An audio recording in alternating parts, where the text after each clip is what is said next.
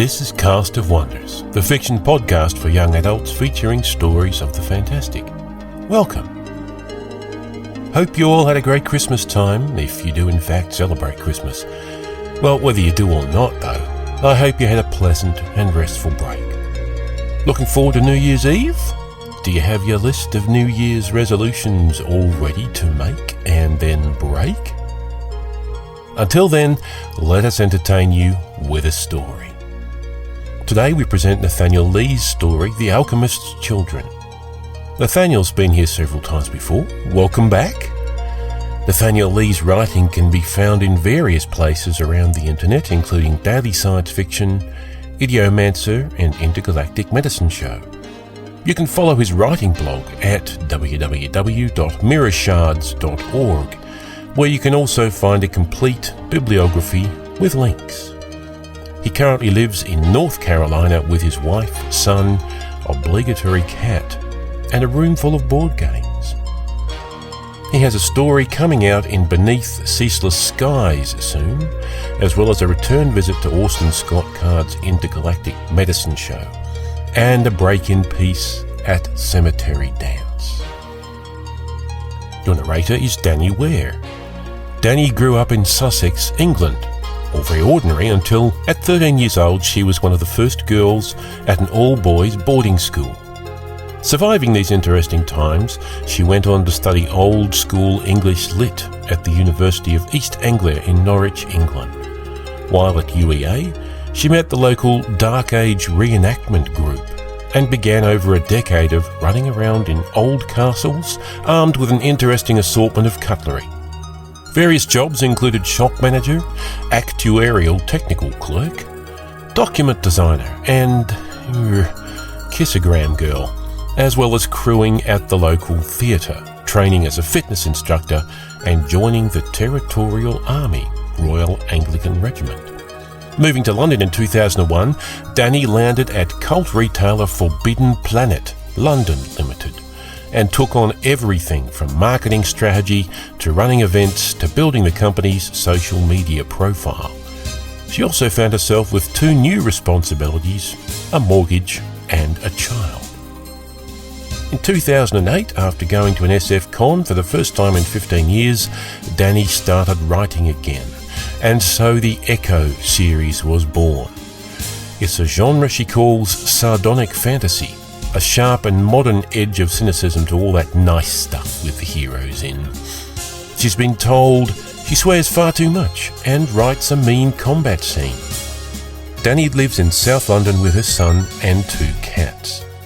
You can find Danny on Twitter under the moniker @Danacia or on the web at dannyware.com. The first two books of the Echo series, Echo Rising and Echo Burning, are available from Amazon, Forbidden Planet, or any other good book retailer. The last book of the trilogy, Echo Endgame, is due out from Titan Books in 2014. Please check the show notes for details. And now, we've a tale to tell.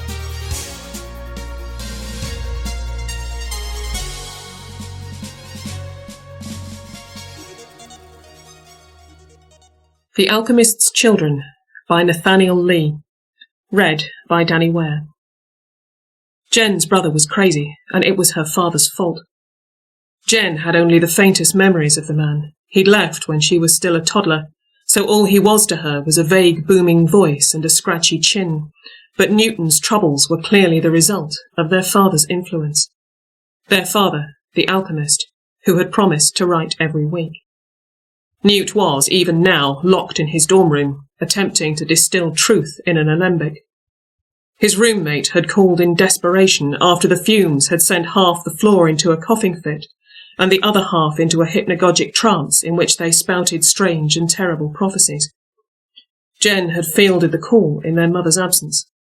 She was at the lab, working on synthesizing a promising new polymer, and she recognized the telltale signs of alchemy. "It's probably for the best that you got me," she told Brandon, "since Mum can get quite irrational on the subject. She told Newt last time that if she ever caught him using anything other than straightforward conventional science, she'd cut him out of the will." "Please." Brandon paused and coughed long and hard. You've got to make him stop. Becky just walked in with a towel draped over her head and told me the date and time she's going to break up with me. My condolences, Jen said politely. We're not even dating. Can you put Newton on? I'll see if I can talk him down. He won't answer the door. Jen tucked the receiver under her shoulder and headed for the kitchen. Mum saved everything just in case it might be useful later. One of the junk drawers had to have her old address book and a lead on Jen's father. Well, hold the phone up to the lock, Jen said. She rummaged through piles of paper, capless pens, solitary screws and knives with broken tips. She heard several thumps, a clatter, some muffled profanity, then silence. If she strained her ears, she could hear a faint bubbling, like boiling water. She decided to try her mother's tactics first. "Newton!" Jen shouted, thankful she was home alone. "You stop that meddling with the laws of reality right this instant!" Jen waited and listened, but heard no response. She sighed. "Newt, come on, it's Jen. I want to help. If Mum finds out about this, I don't care." Newt's voice was tinny and distant, filtered through the keyhole in 100 miles of fibre-optic cable. "Mum's never understood me, and I'm done obeying her stupid rules. I'm going to find the truth, the real truth. The one Dad couldn't teach me because she drove him away. Don't try to stop me because you can't." "You're being irrational," Jen said, but Newt had already stopped listening. That was the problem with being analytical and clear thinking. Even though you were right, you couldn't get anyone to listen to you. Mum complained about it all the time. At the bottom of the final drawer, Jen found a tiny black notebook. The clasp had rusted away. Inside, on the very last page, was an address. Albert Magnus Smith. Beyond the forest perilous. Atop Mount Dread. At the very ends of the earth. Apartment 12. NT. X0E0V0. Jen pursed her lips. Canada. She knew where the spare keys to the Forester were. With any luck, she'd be back before Mum realised she was gone. With Mum's schedule and pragmatic priorities, as sole breadwinner, her work, she said, had to come first. Jen probably had a week at least. They communicated almost exclusively through post-it notes ever since Jen got her licence. She packed herself some peanut butter sandwiches, protein and carbs good for long trips, and locked the door carefully behind her. It had started when Newt made the coffee table in the living room disappear. Mum had been furious. "It's furniture varnish," she'd growled, shaking the can at him, with an R. Once he'd known that, of course, Newton was unable to make any other wooden furnishings invisible. That was how alchemy was, unpredictable, idiosyncratic. Idiopathic, Mum would have said. She hated the way the same formula could result in two different outcomes. According to Newt, who'd been older when Dad left, their father had tried to explain that everything was subjective, dependent on any one of 1,000 different whims, from the mood of the practitioner to the historical significance of a given symbol, but Mum would have none of it. "Whimsy," she snorted, and left Dad to fix the coffee table. He'd put a tablecloth over it from when company came, and otherwise they just got used to the sight of their drinks and television remotes seemingly floating in mid-air. Jen hadn't realised invisible tables were anything odd until she was 4 or 5, and Mum warned her not to blab about it while on a playdate at a friend's house. Later, when the Diet Coke and Mentos videos went viral, Newt built a jetpack for himself. Mum had rolled her eyes and muttered something about force and gravity, but even she wasn't able to entirely hide a smile at Newt zipping through the air above the backyard, turning somersaults and making acrobatic spirals, a wide grin plastered across his sticky, sugar-coated face. He bottled Bee's knees and the cat's meow. He'd have to give that back after a stern lecture from Dad, and built a robot out of Lego that worked so well it went feral and attempted to overthrow humanity. It wasn't very good at it, but every so often they came downstairs to find magnetic letters on the refrigerator spelling out, "Kill all humans." It was when Newt reconstructed the dehydrated pixies from his pixie sticks that the other shoe dropped. Newt was the focus of the conflict, and he still felt responsible for it, but Jen was of the opinion, based mostly on second-hand accounts admittedly, that the source lay many, many years before Newt was even a possibility. Might have started before Mum and Dad even met, Jen mused, stretching with her toes to reach the brake pedal. Even with the seat pushed all the way forward, she wasn't quite tall enough. A conflict in potentia from the day they were born as to who they were in the places and times they lived. In the fallout, Dad was gone, Newton was broken, and Mom had become a far-off, glittering iceberg. The reaction was complete, and all the reagents were reduced to inert mush and powder. The first part of the journey was uneventful. A series of gas stations, fast food restaurants, and the treacherous hypnosis of flickering white lines on asphalt. Jen focused on travelling quickly and without wasting time. The trials would come later. Gradually, the interstate became a highway, the highway became a road, and the road dwindled to 2 lanes, then 1, then a gravel path through the trees, and at last 2 vague ruts in the grass that petered out to nothing in a small clearing. Jen climbed down, retrieved her bag of sandwiches and a warm jacket, and set off into the woods, heading north. She was surrounded by the smell of pine needles and snow. For a while it was as peaceful as the highway had been. Jen's family didn't get out in the wilderness much, what with one thing and another. Mom said it was redundant, since they had everything nature could provide already, but in a refined and improved form. Jen stopped, sat on a rock and unwrapped her first sandwich, soft and warm from her body heat. She poked at a bit of lichen, feeling it crumble under her fingernails, and she decided she would try to go on a hike for pleasure sometime later, sometime when she wasn't on an urgent mission. The werewolf was extremely stealthy. Probably he would have been able to sneak up on her even if she was experienced at woodcraft. As it was, Jen had no idea he was there until he leapt out at her, slavering and snarling. "Oh, good, a werewolf," Jen said, recovering from her startlement. The werewolf paused. "You're happy to see me? That's not what usually happens." His voice had teeth in it. "Probably not." Jen offered him half of her sandwich. "But if you're here, then that means I'm on the right track. You're the guardian of the Forest Perilous, yes?" The werewolf circled the clearing nervously. "I am hunger and violence. I am a beast in a man's skin. My curse separates me, isolates me. The alchemist allows me to live here in his forest, to run and hunt the deer, to live in peace as much as a wretch like myself can. In return, yes, I watch for his enemies and lay in wait for them. Well, no problems there. I'm not his enemy, I'm his daughter." Jen waggled the sandwich invitingly. "You said you were hungry?" "I am always hungry. The emptiness gnaws at me from inside.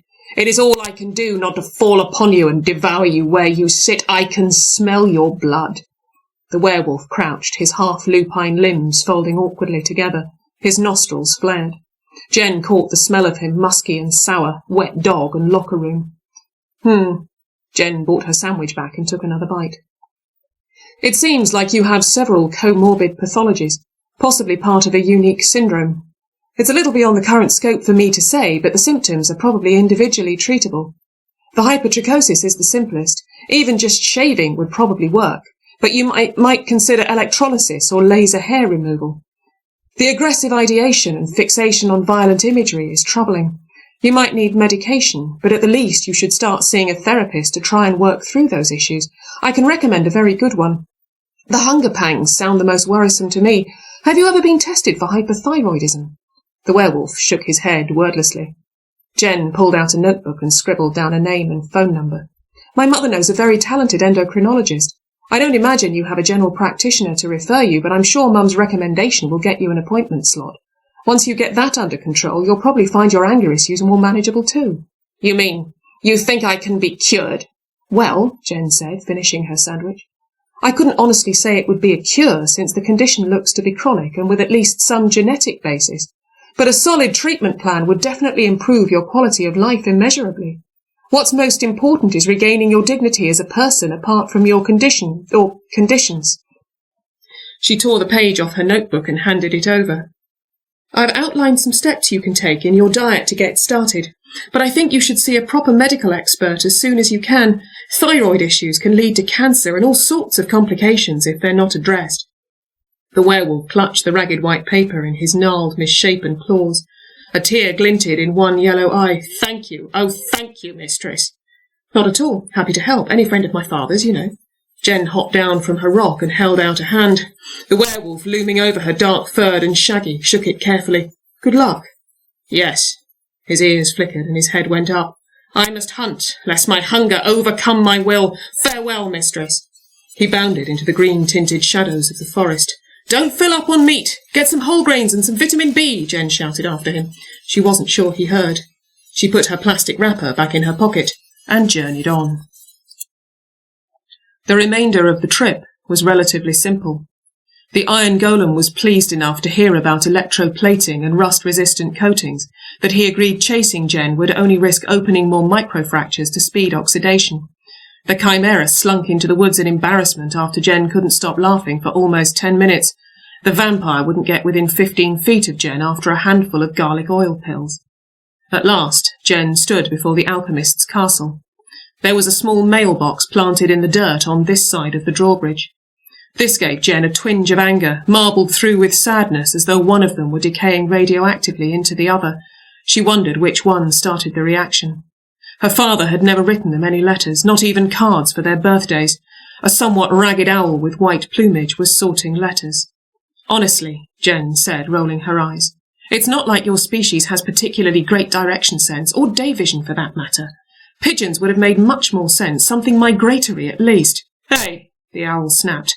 You try dealing with the price of mouse gizzards in this economy and see what jobs you feel like turning down. Jen watched it flap irritably away. And why would you even need a postal service if you can teleport at will, she said, unable to help herself. She needed to work on her tact, Newt had always told her. Mum didn't see the problem with being plain-spoken, but that was part of the trouble, wasn't it? Meanwhile, she was on the outside of her castle and her father was on the inside. She peered down into the moat, then ducked backwards quickly as a goggle-eyed fish with enormous teeth leapt into the air, jaws snapping shut in the space where her nose had been a moment ago. Dad, Jen said, that's ridiculous. Piranha hardly ever attack humans, and they're really not all that dangerous even when they do. She moved several steps away from the water, however, just in case. He's just got some mail, Jen murmured to herself. He has to come out and get it sometime. She settled herself beside the mailbox, crossed her legs and pulled out a book. Introduction to Neurochemistry was interesting, but a little difficult to read, perfect for long waits. After a while, she ate her second sandwich. The sun set, staining the sky red as suspended water particles in the atmosphere bent and scattered the light at its new oblique angle. This high in the mountains, the view was spectacular, but brief. Jen sighed when she could no longer see the words on the page. She tucked the book behind her head for a pillow, zipped up her jacket and closed her eyes. I'll just sit for a while, she told herself. Not sleep, just rest my eyes. A hollow, metallic clatter woke her in the dark hours of the morning. Her eyes flew open to espy a short, thin man with a brown beard and sad eyes. Aha! Jen cried. She leapt to her feet, clutching her book. Her father reached into the mailbox and withdrew Jen's car keys, which had been balanced precariously on the lip. These are yours, I take it. His voice was quiet and not as deep as she'd expected. He held the keys out on the palm of his hand. You look a lot like your mother. Jen found she didn't know what to say. She retrieved her keys. Now that she was standing, she realised that she was taller than he was. This felt somehow wrong to Jen, perverse, a violation of a belief she hadn't known she held. Have you come to kill me? Her father asked her. Jen's jaw dropped. What? No, why would you think that? He shrugged, his eyes downcast. He looked very small. It was the last thing she said to me. In an almost physical rush, Jen had a vision of her father's life for the past 14 years. He lived alone in the cold and the dark, his family taken away, all legal, Jen had seen the papers, and surrounded by impossibilities of his own design. He could do anything he wanted, except for the thing he wanted most. Jen wondered if he really had written letters, dozens of them, hundreds of them, each one dropped quickly and smoothly into her mother's shredder. How much time had he spent calling into a void before giving up? How long could someone survive, surrounded only by what they made themselves? At what point would one's own psychological effluvium reach toxic concentrations? I'm sorry, Jen said. It didn't seem right, but the silence was worse. She raised you well, I see. You walked right past my defences. Monsters are a lot less troublesome if you don't treat them like monsters, said Jen. I deal in facts, problems and solutions. That sounds like your mother, all right. Jen hesitated. Did she really threaten to kill you? If I ever spoke to you or her again, you kids especially, her father shrugged again. I didn't quite believe her when she threatened it, but seeing you here, now, looking like her 20 years ago. He rubbed at his beard, then took both hands and scrubbed his face as though coming out from a swim. Why have you come then? Oh, Jen looked up. It's about Newt. He's gone alchemical." She relayed the sordid tale of Newt's descent into nigh madness. "So he kept at it, did he?" Jen's father tapped his lips thoughtfully, giving Jen a frisson as she realised the gesture in herself. "Not exactly," said Jen. "It went dormant, I suppose." "You can't keep out of it for long, though," her father said, shaking his head. "Not once it's started. I don't know if you could ever avoid it in the first place. The propensity for alchemy is something that tends to be discovered when it happens, not something that you can predict. It was inevitable for Newton to experiment. This incident has probably been made worse by his long absence. Actually, he'll be in a fever for it for weeks." "Can't you do something? He's trying to find truth. Can't you give him the secret?" "That's what alchemy is, Jen." He put a hand on her shoulder. "The search for truth. No true alchemists ever find the same one. My truth would be as useless to him as it is to you and your mother." "I don't think it's useless," Jen said. She reached up a hand and touched his arm lightly. "Some of it can be very beautiful in its own way." He smiled, but with only half his mouth. "I remember when she said the same thing." "I think you should see Newt," Jen announced firmly. "You might not be able to give him what he wants, but he needs your support. He always has. You understand him better than we can, at least in this. It would be breaking the rules." Jen waved a hand. "He's 18. He can make his own decisions about that now." Her father nodded slowly. "You're right. Of course you're right. You have that clarity of vision, but I never mastered. I get so wrapped up in my own projects that I forget things." He glanced up, suddenly, a sly look in his eyes. "You know, you broke the agreement yourself coming to see me. You're only 16. "Some things are more important than following rules," said Jen. "I'm surprised you'd even suggest they aren't. And why are you grinning?" Her father didn't answer. Instead, he stuck his fingers in his mouth and whistled. From overhead came the sound of massive, leathery wings flapping. With a whumph and a brief whirlwind of dust, a dragon landed on the trail in front of them. "I thought you said you couldn't fly," Jen snapped. The dragon bowed its head sheepishly. "He probably couldn't when you met him. It depends on who's doing the asking," her father said. He snapped his fingers and the dragon knelt on its forelimbs, making a sort of scaly staircase to its shoulders. "Come on, let's go save Newton." He scrambled up and reached a hand down to Jen. "It's okay. I'll keep us in the air." Jen looked at the hand for a moment. The physics were all wrong. Dragons couldn't exist, let alone fly with 2 passengers on board. What if her father was wrong and her presence damaged whatever force kept the dragon airborne? How could she trust something she couldn't understand? "All right," she said. She took her father's hand.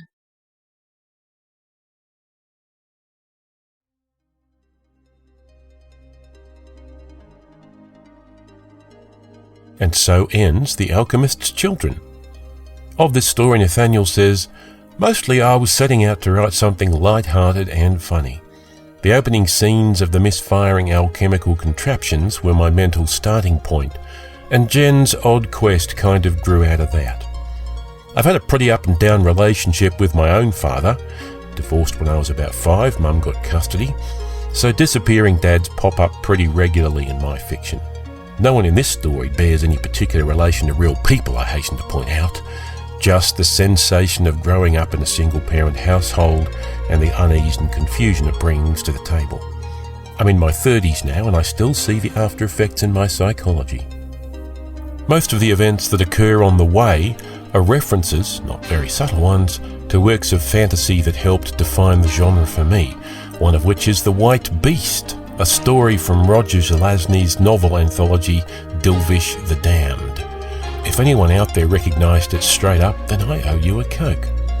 It's pretty obscure, but darned if it wasn't one of the creepiest things I'd ever read as a teenager.